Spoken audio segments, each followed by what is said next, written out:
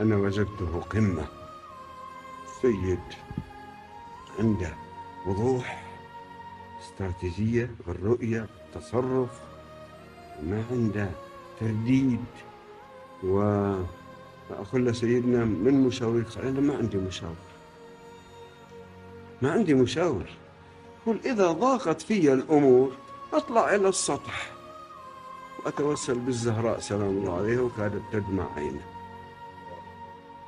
يعني عنده يقين بنفسه، بعقيدته، بارتباطه بالأئمة عليهم. تقول لي افتح لي وأرى. وأنا لست مثل الآخرين أنه أشار علي زيد أو عمرو يقول لي لا يقولوا لك. لا لا لا، أنا قناعتي لا يقول.